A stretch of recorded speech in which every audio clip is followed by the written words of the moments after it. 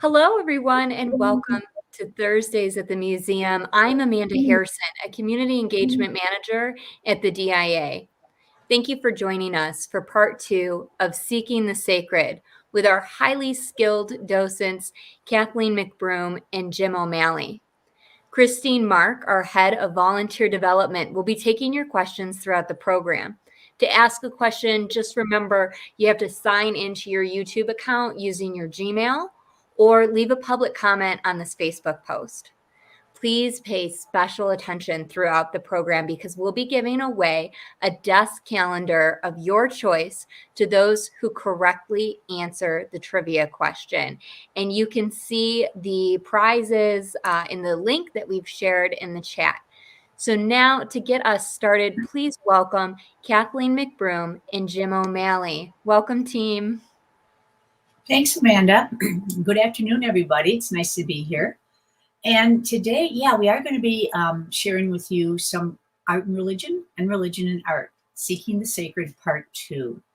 And we're going to look at the different ways people around the world and throughout time have used works of art to hold, communicate, and reinforce their personal beliefs about religion, spirituality, and cosmology. We're going to explore the diverse ways that people use objects and symbols to represent and embody their beliefs.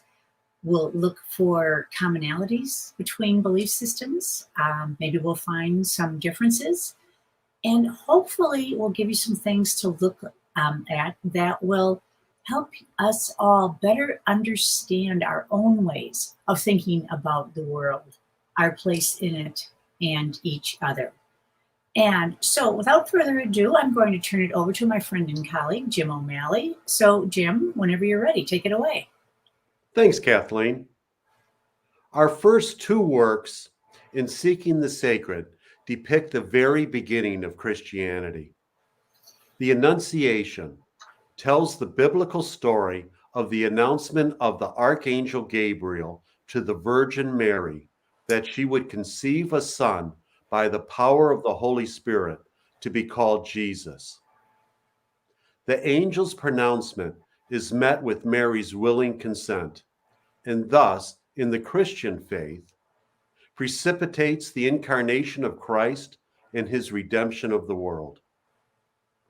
These two panels are believed to be once part of a large altarpiece called the Coronation of the Virgin, which is now located in the Louvre Museum in Paris.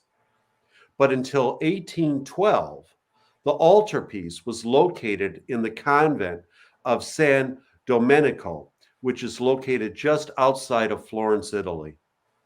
The altarpiece was placed to the left and right above a central painting and held within an elaborate frame behind the altar of the church. The Annunciation was a common theme in 15th century altarpieces, and artists depicted every aspect of this miraculous event. These paintings, which were the gift to the museum by Eleanor Clay Ford, the wife of Edsel Ford and the niece of J.L. Hudson. Interestingly, Eleanor Clay Ford originally hung these beautiful paintings in the foyer of her home. But originally, they were placed probably at the very top of the altarpiece. As a result, the congregation could not see them since they were located so high up and far away.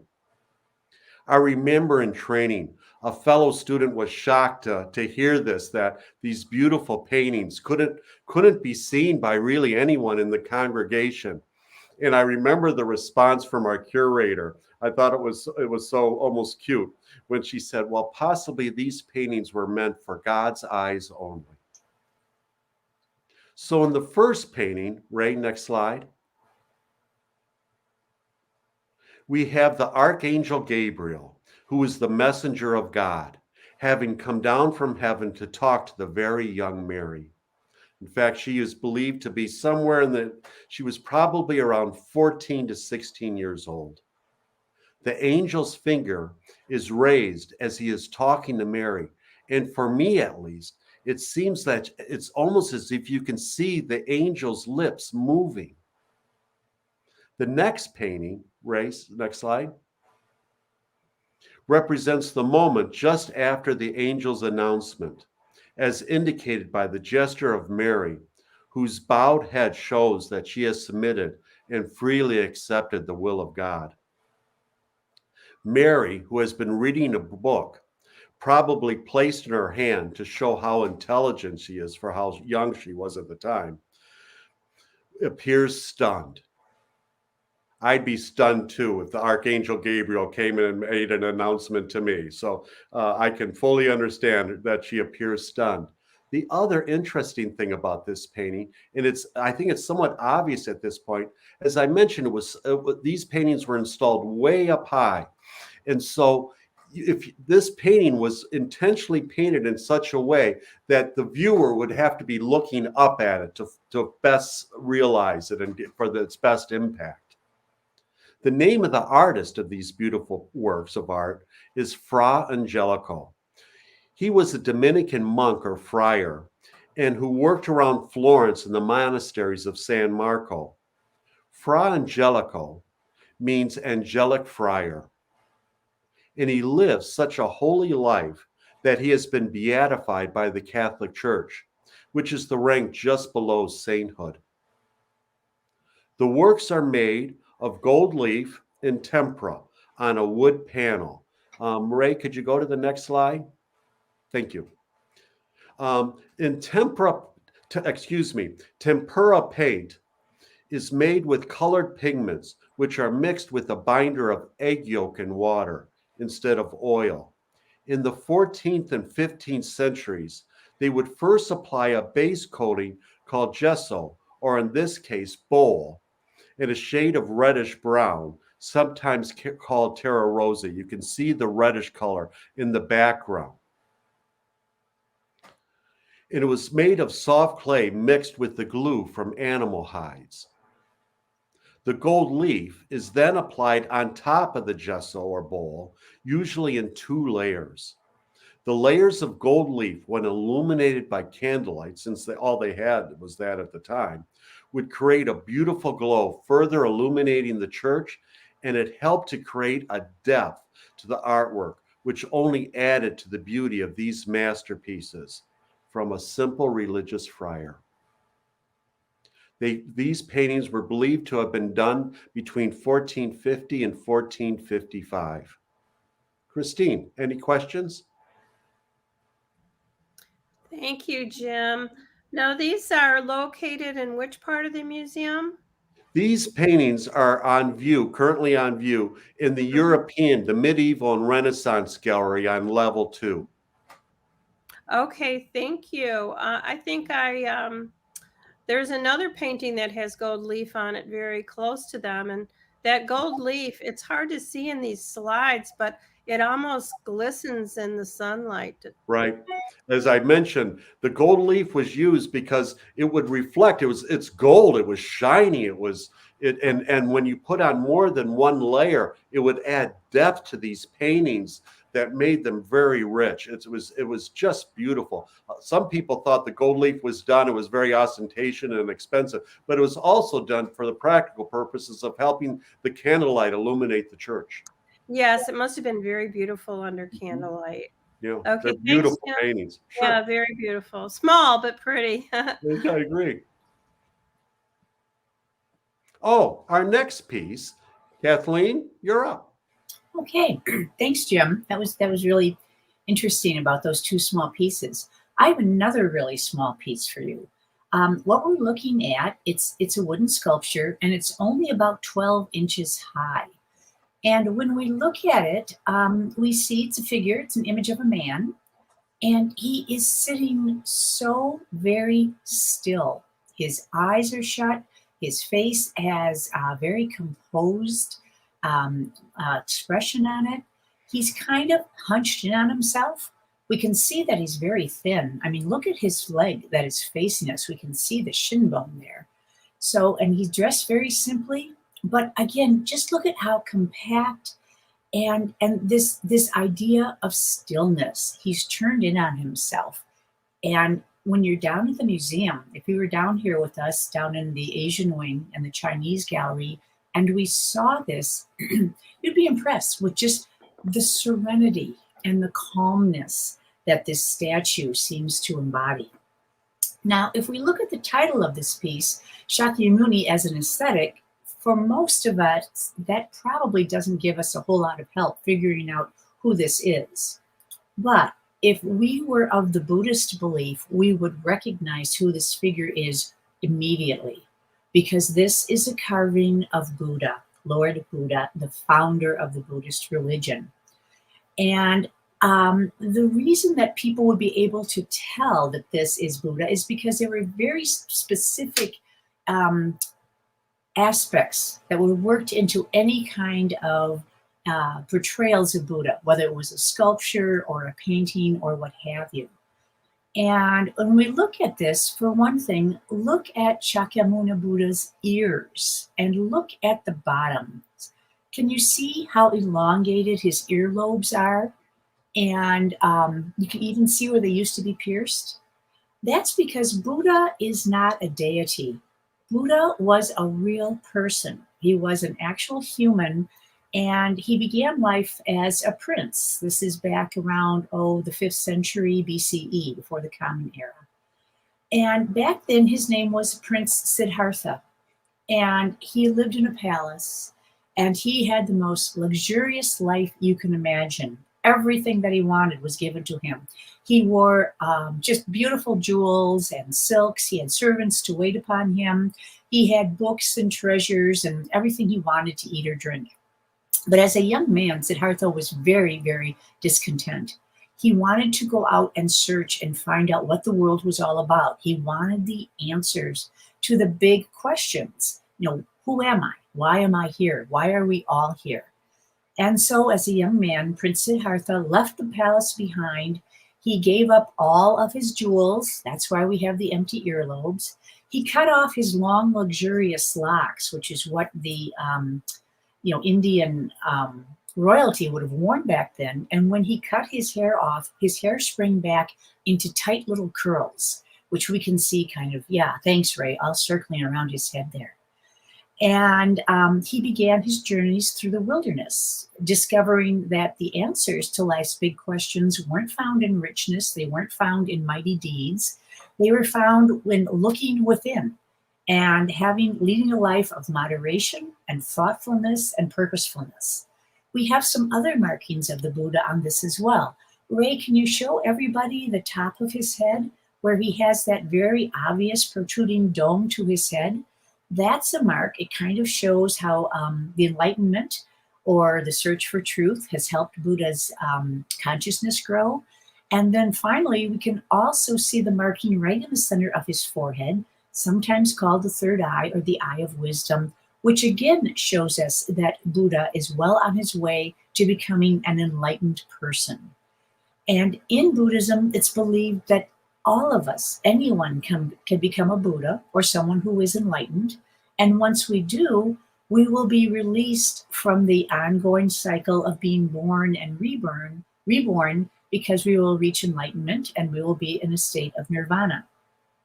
Now, when this statue was made, even though it's very small, it was probably used as an object of devotion, or perhaps to something that people could center their meditation on. And as you can see, it was painted in red. And Jim, just like your two little paintings, this was also adorned with gold. Gold leaf was like crumbled and gold fleck was rubbed into it. You can kind of see the shine of it.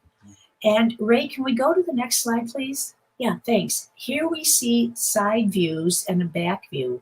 And if you look at the right and the left, again, you can see how very thin he is. His ribs are very pronounced. So as I said, when he lived in the desert, he was contemplative and he was away from the world and all the riches and all the temptations of the riches and the luxury of the world.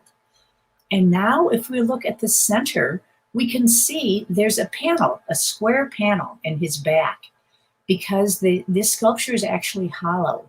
And inside the panel, inside the panel, they would have placed things like maybe small sacred scrolls or other elements of the natural world, perhaps leaves or stones or precious gems. And these items would have spiritual significance and would help consecrate the sculpture and make it even more sacred, even more special than it was. And so, where did the name, Shakyamuni come from? Well, when Buddha was still Prince Siddhartha, he was a member of the Shaka clan. And Shakyamuni means the seer of the Shakas, or the sage of the Shakas. And so we are so fortunate that we have this very small sculpture. Of course, we don't know who made this, but as I said, it's instantly recognizable and kind of embodies the whole belief of Buddhism. Christine, do we have any questions? Thank you, Kathleen. These are some beautiful slides, and we do have a comment that this is so very beautiful. And the whole idea that Shakyamuni here isn't called the Buddha because he hasn't reached enlightenment yet. Is that the case? That could be the case. There's some discussion among religious Buddhist scholars about when exactly Buddha became Buddha and reached enlightenment. But the whole idea is that he had to go away and he had to spend time in the wilderness exploring and finding and seeking enlightenment. And so at this stage, he seems so self-possessed and so serene. As I said, the sculpture just brings this whole sense of kind of calmness and contemplation to it. And so if he is not already the Buddha, he is certainly transforming into the Buddha. And this is why we see him so complete and content all within himself. Okay, and I know our curator, Catherine Kasdorf, always says that he found enlightenment finally by going in the middle way and not with severe self-deprivation, but finding the middle way. And he preached the middle way to his The middle way, all things in moderation. Yeah. Right. Yeah. Okay, Indeed. thank you. Mm-hmm. Thank you. Okay, Jim, let me throw it back to you. So, Thanks, Kathleen. Unlike the last art, Shakyamuni, this piece, we do know who created this piece. And it was done by Rembrandt van Rijn. And remember when I was speaking earlier on the last piece, when the Archangel Gabriel was visiting with Mary during the Annunciation, he mentioned to Mary during that conversation that her much older cousin Elizabeth, and when I say much older, there's the two extremes here between Mary and Elizabeth. It's believed that Mary was probably 88 years old at this time. And her husband, Zacharias, was 99 years old. But Elizabeth, through a miracle, is now 6 months pregnant with the Bible character John the Baptist. Mary, upon hearing the news, and that she herself has just learned that as well, that miraculously she is going to bear a child, immediately decides to rush off and visit Elizabeth. This painting, titled The Visitation, as I mentioned, is by the great Dutch master Rembrandt van Rijn, and depicts the dramatic moment when Mary, who has just arrived, shares an embrace with Elizabeth. You see the light chining down onto the couple from an unknown source, which is done to add dramatic effect, and in art parlance is called chiaroscuro. The light, which comes from above, indicates the Holy Spirit and presence of God in Dutch artworks. Everything around them is done in much darker tones as a way of further focusing the viewer's eye towards the women's reunion. Behind Mary is a black servant who is on her tiptoes, helping to remove Mary's cloak. Further behind, in the darkened background on the right, we find poor Joseph trudging along, holding a lead line of a pack horse, with the city of Jerusalem barely visible in the distant background. To the left of the couple, Ray, could you go to the next slide, please? To the left of the couple, you find Elizabeth's husband, Zacharias, a priest, being supported by a young boy as he comes out of his house, which looks much more like the entrance to a temple than that of a house from this time period. In the bottom left-hand corner, you see a peacock, peahens, and chicks. In Christian texts, the peacock is a symbol of immortality and the resurrection of Jesus, as it was once believed that a peacock's flesh never decays. Going back even further to Roman mythology, the peacock is the symbolic protector of women, marriage, childbirth, and children, and is considered the sacred animal of the Roman goddess Juno. Behind the peacocks, you see a rose bush, which is another symbol for Mary, but also of the crown of thorns in Jesus's future.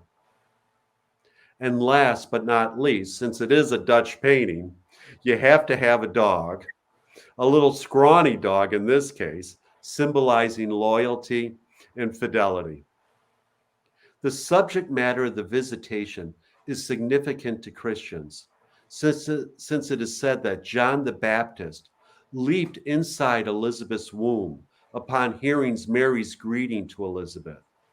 And Elizabeth, filled with the Holy Spirit, exclaimed with a loud cry to Mary upon their meeting, "Blessed are you among women, and blessed is the fruit of your womb." But why would Rembrandt paint this? Since Dutch Calvinism banned the worship of images like this, and none were permitted inside Calvinist churches or chapels. It is believed that perhaps a Catholic patron commissioned this painting for a private prayer chapel. Another reason may be that Rembrandt had a personal and emotionally painful connection to childbirth, especially when this painting was created in 1640. Rembrandt's wife, Saskia, had 4 children between 1635 and 1641, only one of whom, their last child, Titus, survived infancy. In fact, Saskia was pregnant with their third child. They had lost their first 2, a daughter, when this painting was completed, and she died only a month after birth. So in a sense, the scene of 2 expectant mothers who had become pregnant through the miracles of God may have had a truly special meaning for Rembrandt. It's also interesting that some art scholars believe that there is a strong resemblance between Elizabeth and Rembrandt's mother, who died in July of the year of this painting, again 1640. Rembrandt's genius as an artist is recognized even today by his penetrating portrayals of human feelings, subtle expressions of light, expressive storytelling, and careful observation of the everyday. All of these things are brilliantly depicted in this painting, causing it to appear much larger than its actual size of only 22¼ inches by 18 7/8 inches. In addition, while most artists are known for only one style of painting, such as landscapes or portrait work, Rembrandt initially became famous for his portraiture work, but he also explored a wide range of themes from landscapes to biblical studies, such as in our painting. He produced not only paintings, but numerous drawings, and is considered one of history's greatest printmakers. I find this to be just a captivating painting. In one scene, you're just drawn into it. As soon as you enter the gallery, even amongst all the other paintings, it immediately grabs you and pulls you towards it. It's just a wonderful depiction of a very intimate scene of the visitation of 2 women who have, through the miracles of God, have become pregnant. Christine, any questions? There was a question. Well, there's a comment about how beautiful it is. But Mhm. one of the viewers is wondering if you could describe the size of it and where it's located in the museum. Sure. As I mentioned, unframed, it's 22 and a quarter inches by 18 and 7/8. So it's not very big at all. But when you see it, it just, the grandeur and the beauty, it just pulls you. It just appears to be much larger than it is. Framed, it has a beautiful frame around it, which increases its size quite a bit to 33 inches by 30 inches by 4.5. And it's on view. It's almost always on view, thankfully, in the Dutch Golden Age galleries up on the third floor, on the third level. Okay, thanks. And we have several other Rembrandts in there too, as well, We don't do. we? The room is full of Rembrandts and some Yeah. portraiture work, but I don't know what it is about this piece that, at least for me, maybe it's the use of the chiaroscuro and the light shining upon Mary and Elizabeth, or and the darker tones and just the intimacy of the moment of two women embracing each other at this reunion. It just draws you in. Yes, and a viewer is mentioning this was during the Dutch Golden Age, Mhm. which is very true.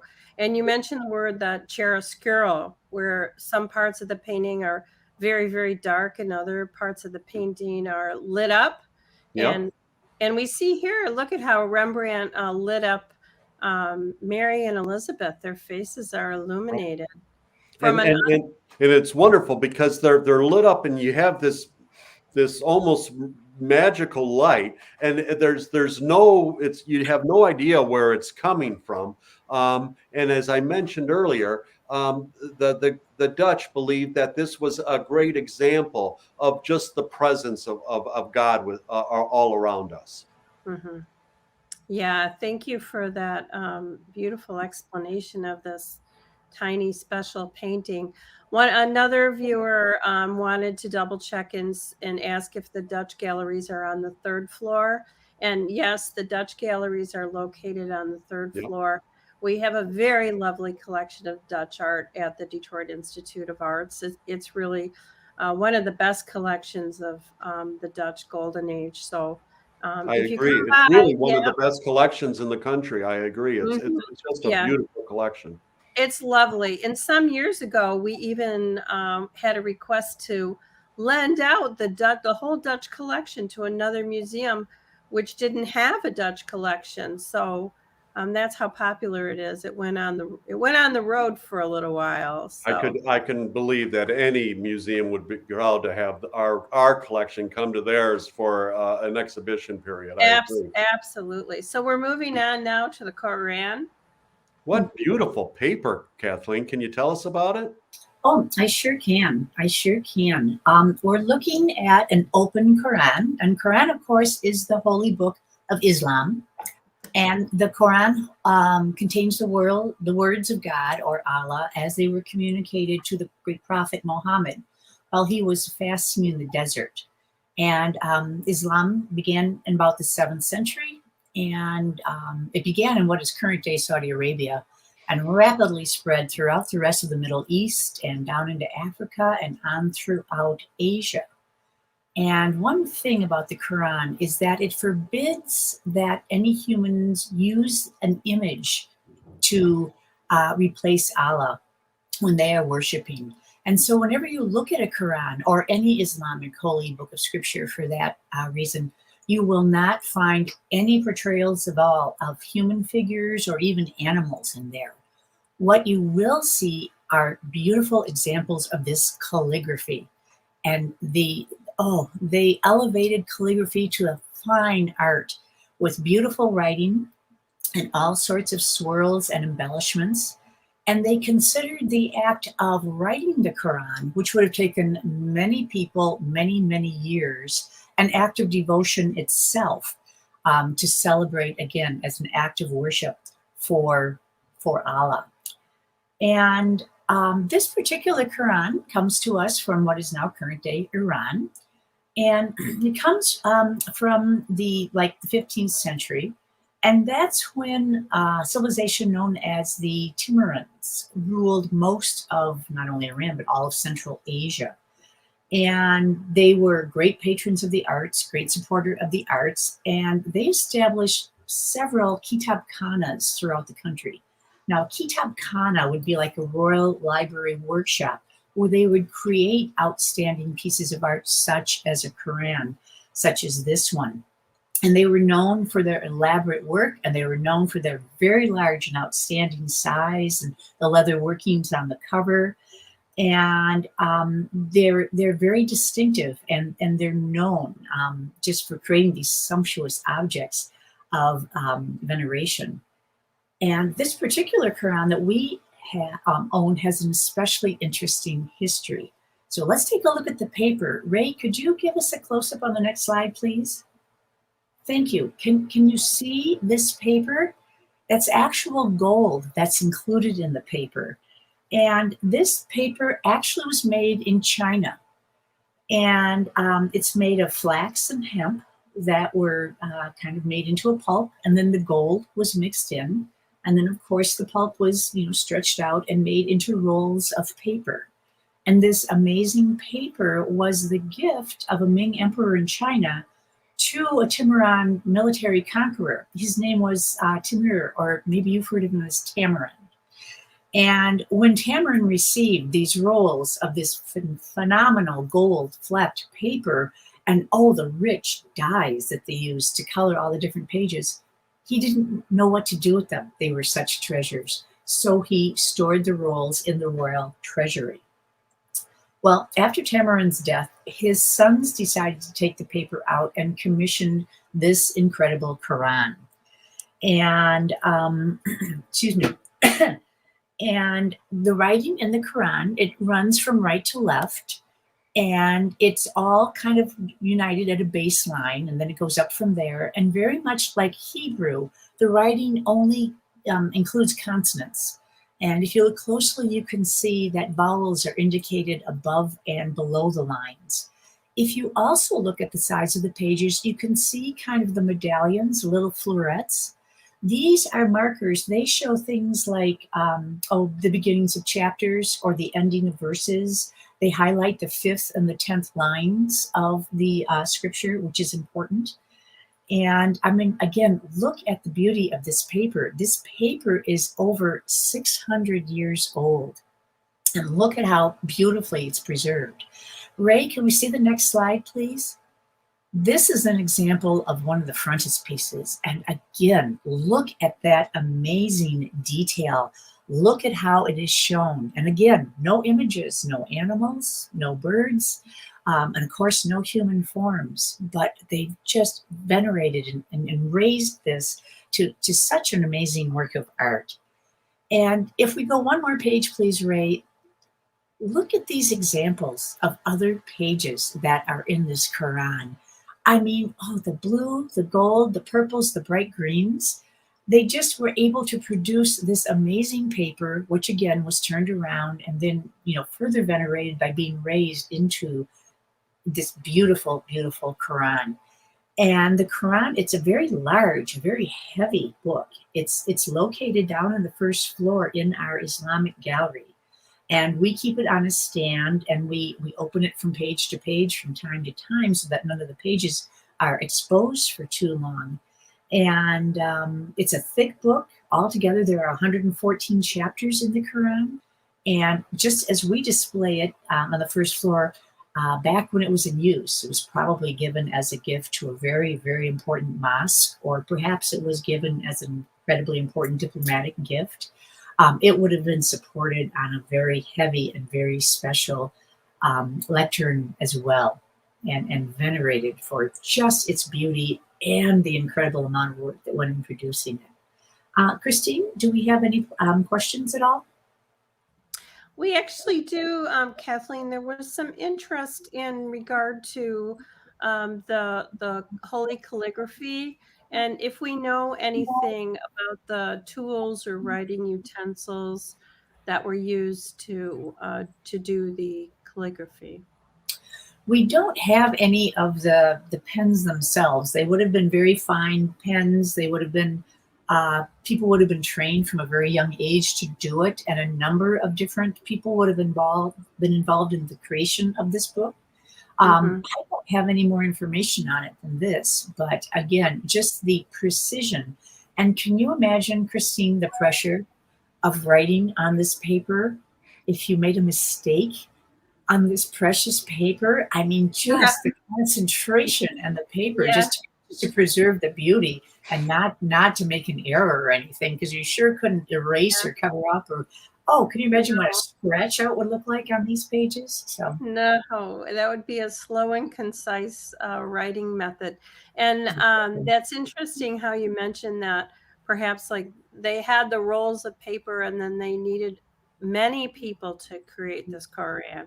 So someone was a bookbinder, someone cut the paper, and someone bound the book, and then they had a calligrapher, and and there's gold leaf here too. So that would have required expertise to put the medallions in and the gold leaf in, and it's quite a collaborative effort. it Yes. is. And unfortunately, we don't know any of the names of any of the individual artists who contributed this, but what a work of devotion, literally. Yeah, and you mentioned that the sons had 6 Korans created. And as I said, many went out as diplomatic gifts. Well, there were Mhm. 6. So some went out as diplomatic gifts, and some were given to important, like major mosques within the Tamarine Empire. And I don't know the exact provenance of this one, but we are so lucky that we have it in our collection at the Oh, DIA. absolutely, and we keep it under low light and turn the pages, and so, Mhm. everyone, if you come on out to the Detroit Institute of Arts and turn the page, you can the pages get turned every couple of months, so, one time you might see purple pages, another time you might see green pages, they change all the time. Yeah, I always like to go in there just to see which page is open. sure. Yeah. Okay. Well, thanks, Thank you. Christine. Uh-huh. Okay. Okay, Jim, I think we're back over to you now for our next piece. Thanks. Mhm. Paris, at the turn of the century, attracted a legion of American art students who flocked to the ateliers and academies for training. Within this legion, Henry Oswa Tanner, a Black American expatriate, found a respected place, enjoying the camaraderie and patronage of wealthy Americans in the Parisian community. Known primarily as a painter of religious subjects, Flight into Egypt is a wonderful example of Tanner's transitional phase when he moved from a detailed approach to a freer, more impressionistic mode. In 1969, the Frederick Douglass Institute of Negro Arts and History circulated a traveling retrospective of Henry Tanner's work. It was from that retrospective that this painting was purchased by the DIA. That exhibition helped to reestablish the high reputation which Tanner had enjoyed during much of his lifetime. Ray, next slide, please. Thank you. Tanner was the son of a bishop for the African Methodist Episcopal Church. Tanner grew up in Philadelphia, and at the age of 21, he entered the Philadelphia Art School of Art. Tanner found racism at the school challenging, so his teachers included the foremost American portrait painter, Thomas Eakins, often worked with him at his home. Eakins' teachings emphasized a scientific approach to nature, which greatly influenced Tanner's early realistic style. For the next 6 years, the young artist sold illustrations to New York publishers and worked as a professional photographer, saving enough money for European study. In the winter of 1891, he sailed to Paris to avoid segregation in the United States, never to permanently return. In Paris, Tanner's ability won immediate recognition. His paintings were soon regularly accepted at the Salon. The French government honored Tanner by twice purchasing his work and by awarding him the Chevalier of the Legion of Honor in 1923. As a newcomer to Paris, Tanner joined the American Art Club. There, he established friendships with other American artists and patrons who were to support him for the rest of his life. Wealthy patrons, including Rodman Wanamaker, sponsored him on trips to the Holy Land in 1897 and again in 1898. Ray, next slide, please. The second trip inspired our painting, Flight into Egypt. It was during these trips that he was able to observe the exotic character of the landscape. He later recalled his experiences in the following manner. We spent 6 months painting around Jerusalem and the Dead Sea, and this gave me an insight into the country and the character of the people that my shorter previous visit had only whetted my appetite for. A flight into Egypt and several other smaller canvases were the result of this trip. Never shall I forget the magnificence of 2 Persian Jews whom I once saw at Rachel's tomb. What a magnificent Abraham either one of them would have made. Nor do I forget a ride one stormy Christmas night to Bethlehem. Dark clouds swept the moonlight skies, and it took little imagination to close one's eyes to the flight of time and see in those hurrying travelers the crowds that hurried Bethlehem ward on the memorable night of the Nativity. Or to transpose the scene and see in each hurrying group a flight into Egypt. For Tanner, biblical stories provided a universality of the human experience. The flight into Egypt could be linked to the plight of Tanner's contemporary African Americans, especially those who migrated from southern states to the north during the Great Migration, or refugees, or African slaves fleeing from bondage to freedom. In looking at our painting, you will see how Tanner was influenced by French Impressionist artists and their techniques of loose brushstrokes and sketchy forms, as well as by Rembrandt's treatment of light, as shown by the pearly gray quality of the nighttime scene. Ray, next slide, please.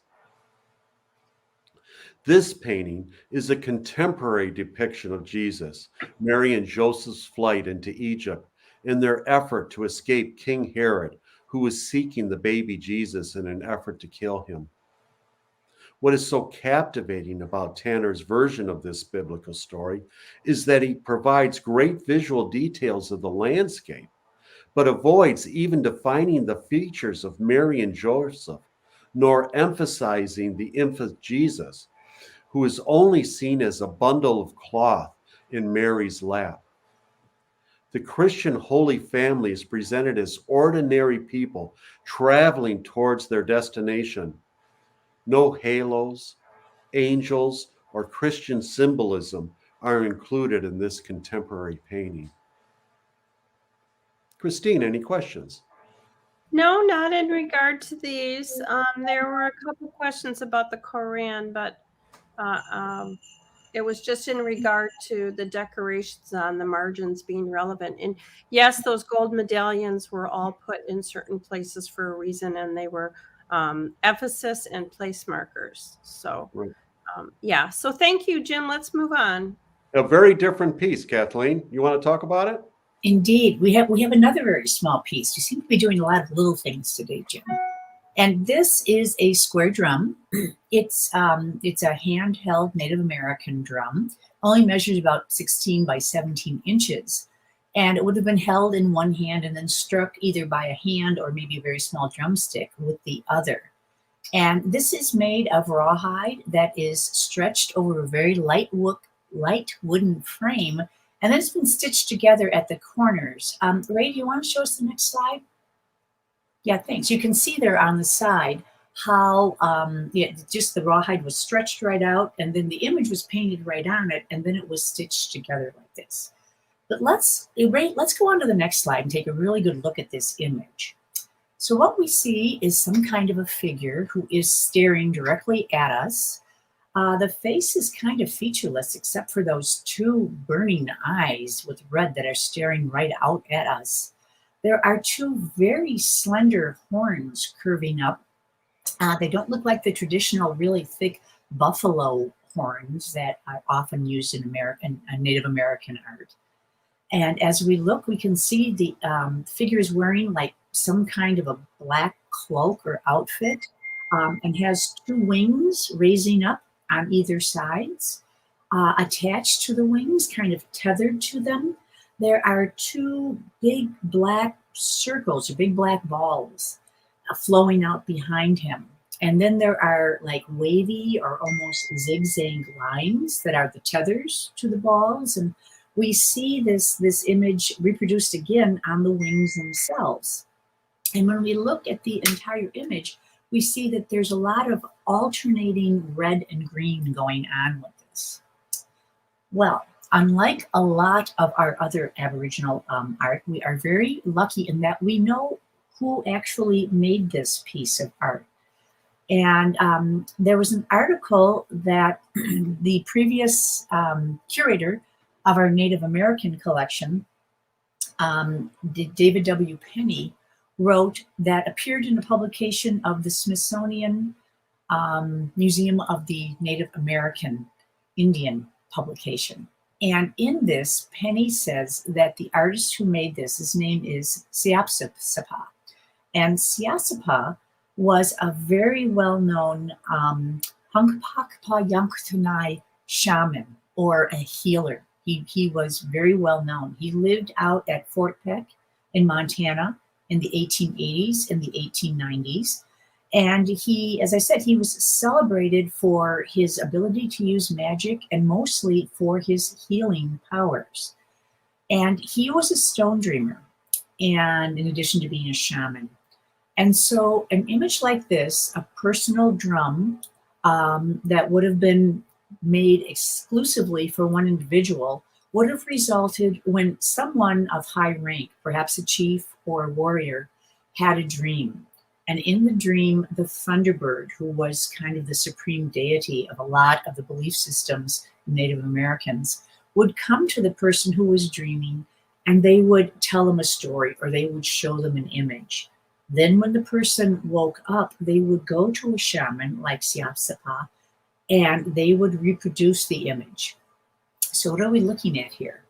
Well, here we are looking at a sky being, B-E-I-N-G, a sky being. And a sky being would have been akin to the Thunderbird. And they would have lived together up in an unseen, inaccessible, kind of ethereal region up in the sky.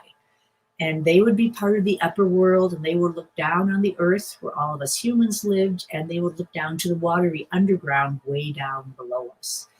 And it was the task of humans to try to keep the underworld and the upper world in balance, because these beings who lived in the upper world and the underworld had tremendous powers, and they had this energy, and it would often manifest itself in the forms of thunderstorms with lightning strikes, or earthquakes, or floods, or things like that.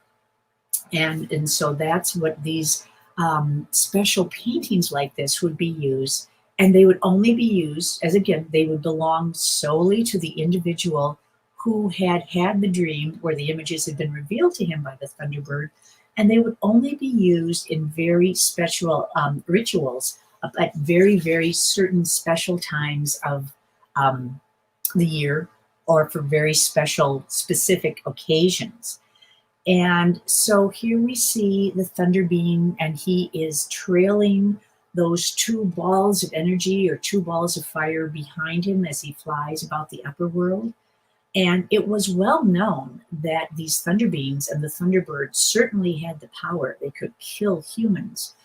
But it was also believed that the Thunderbird and the thunder beings were sympathetic to humans, and they were on the sides of humans. And usually they were committed to kind of helping human beings out in the struggle to maintain balance between the upper world and the lower world. And now, Ray, can we go to the next slide? Yeah, here we are very fortunate. We actually have like a studio photograph of Siapsapa that was taken about 1905.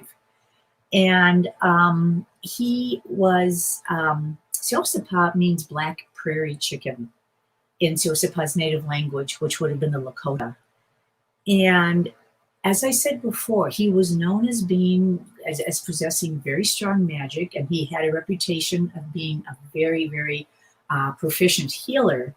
And what's interesting is that not only was he known to the Native American population, but he was a real character around Fort Peck. And there are numerous examples of letters that were written home by soldiers or army wives that were stationed at Fort Peck out in Wyoming, writing home, back home to people over maybe on the East Coast or somewhere, where they mentioned Siosapa and the fact that he was present and the fact that he was often involved in affairs between the Native Americans and the settlers in the fort. And the drum that we have is the only existent object that we know of that has that particular design on it. And as with a lot of our Native American artifacts, we're very, very fortunate that we have it in our collection. Christine, do we have any questions?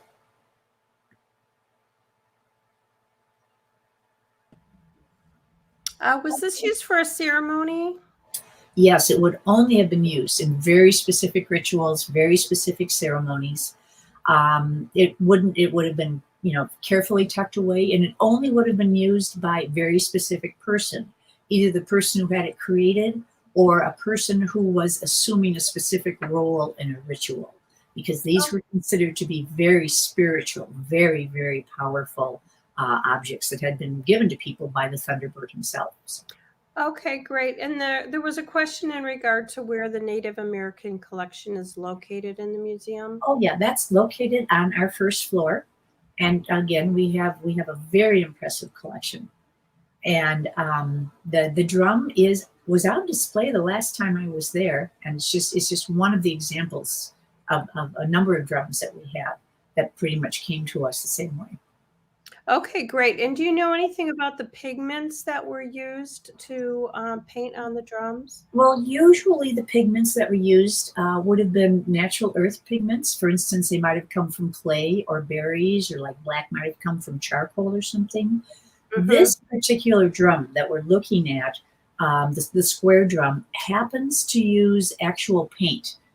And they're not, and the author of the article, David Penny, said it's difficult to tell if this is the original paint or if perhaps it was touched up at some point in time. Oh, okay. But usually, it would have been natural pigments, all things that would have been handy. But again, this dates from the 1880s or the 1890s. And some of the other drums we have are considerably older than that. And they show traces of the pigment color naturally. Okay, mm-hmm. Thank you. You're welcome. Thank you. Okay, Jim, I guess we're back to you. Kathleen, my piece, The Jewish Cemetery, since we're starting to get a little tight on time, and I think it's somewhat important, your last piece I find just fascinating. If you don't mind, would you mind just continuing on and doing your last piece? Oh, not at all. Not at all. Yeah. Thanks, Jim, for giving me the time. I'll yeah, because I think it needs it. It's this shrine is fascinating. Go ahead. Thank you. Well, all the pieces we talked about prior to this pretty much have been small, whether they've been small paintings or small sculptures. This is an entire recreated shrine. And this is a shrine to Shango, who was one of the major gods in the Yoruba belief system. And the Yoruba are a people who live in Africa. They're still there, and they live around what is present-day Nigeria on the western coast of Africa. And Yoruba was one of their main gods. He was the god of thunder and lightning. He was also the god of fertility, not just human fertility, but fertility of animals and fertility of crops every year. And Shango had a special place in his heart for twins. He was kind of the patron god of the twins. And when we look at this, there's an awful lot to look at. Everything has been rearranged to recreate the shrine the way it would have looked in the early 1900s. The pillars or the posts out front would have supported the roof of the shrine. And then in the background, we see a number of objects that would have been used in daily rituals for daily worship. things like baskets and maybe a staff and precious stones, bowls, and so on and so forth. And people would bring their offerings to the shrine. They would bring kola nuts, and they would bring them in baskets, and they would leave them in front of the shrine. But now let's look at the most important part of the shrine. So Ray, can we go to the next slide, please? Okay, here we have the seated female shrine figure, and she is way at the back. Ray, can we see where she is in location? Yeah, if you look right dead center in the back. Thanks, Ray. Yeah, even though she's in the back, this is the most important person.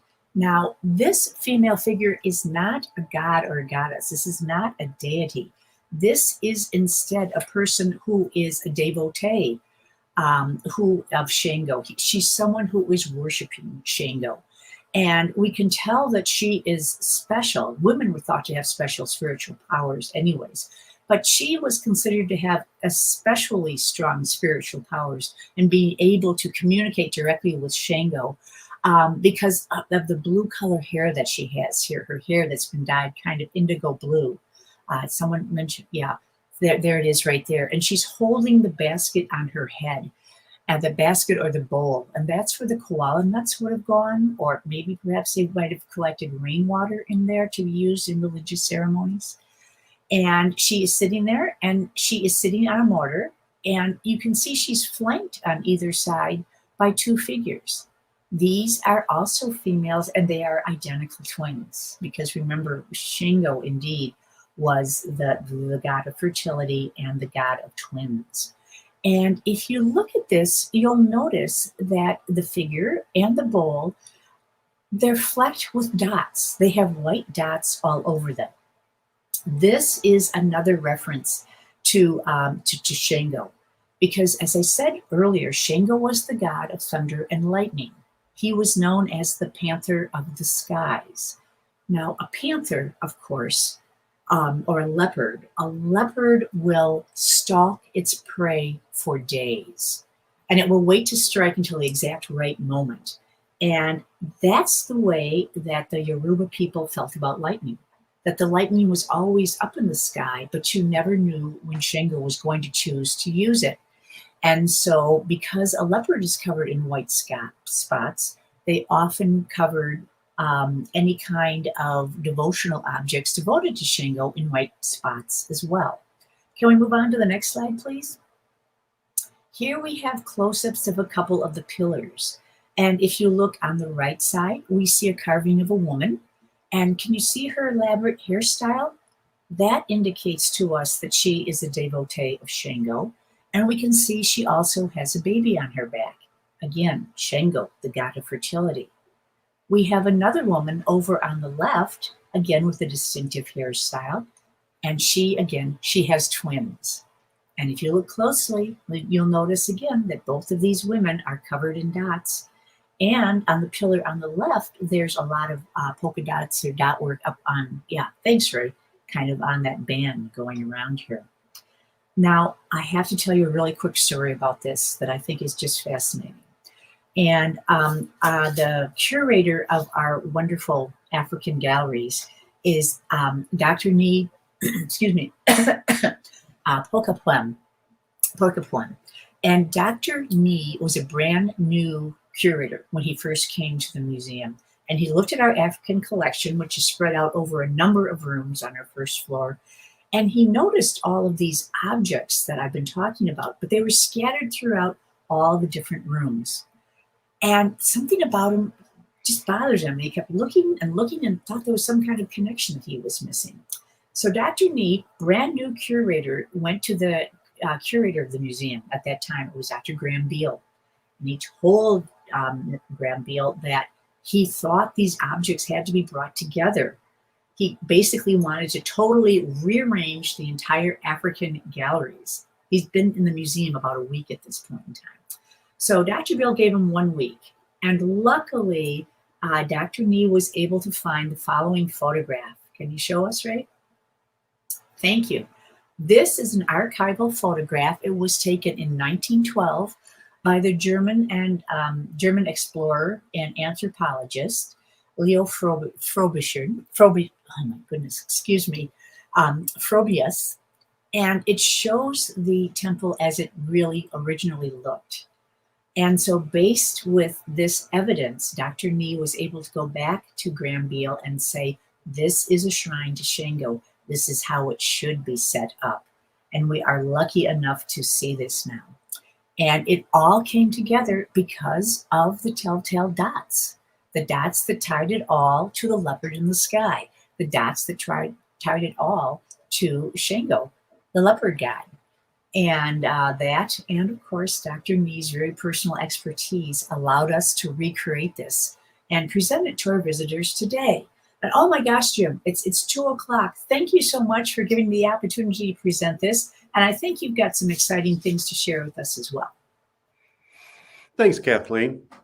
I want to thank all of you for being with us or joining with us today. Hopefully you are paying particularly close attention since we are going to have a contest that Amanda mentioned earlier. Since it is getting towards the end of the year, the winner will be able to select a 2022 calendar. I'm sorry, Kathleen, your idea of giving out a 2021 calendar, we decided to go with the 2022. I'll be that way. Okay.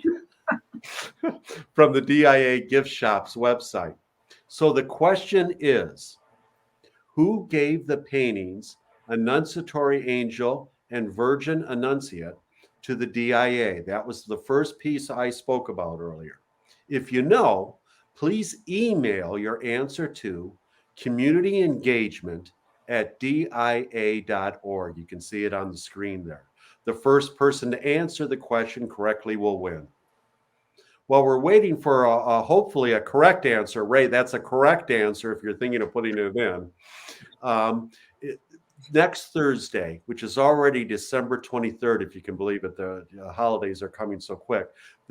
Our Thursday at the Museum presentation will be a film called Bombshell. It is the story of Hedy Lamarr.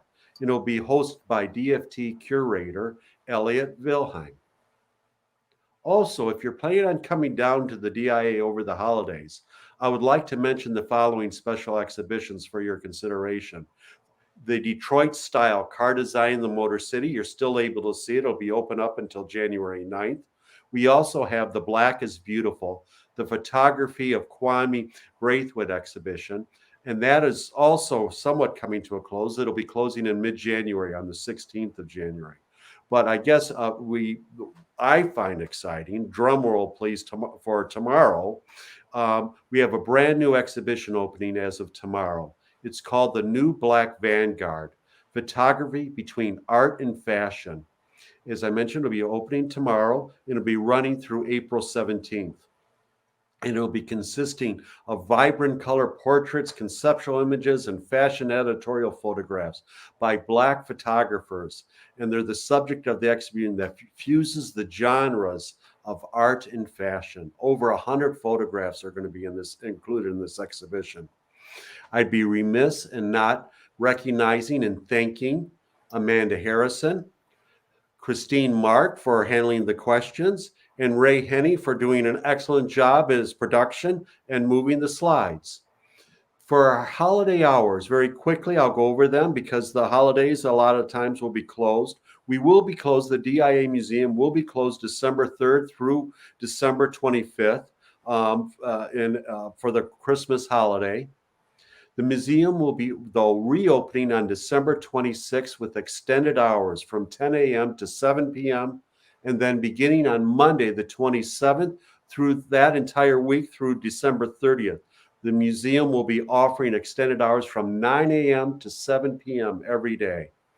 On Friday, December 31st, New Year's Eve, the museum will even be open from 9 to 4 and will then be closed on Saturday, January 1st and Sunday the 2nd. And that hopefully gave everyone enough time. Amanda or Christine, is there a winner? We do have a winner. We have a Facebook winner so far. Her name is Kay, and she is sending her information to Amanda. And Amanda will let us know if we have another winner as well. Thank you, everyone, for joining us today. And we look forward to seeing you soon. Next month, Also, Ray Henney, our production manager today, and docent, and myself will be talking about Baroque art. So we hope to see you next week for the film theater, and hopefully next year. Thank you, everyone. Thanks, everybody. Bye-bye. Bye-bye.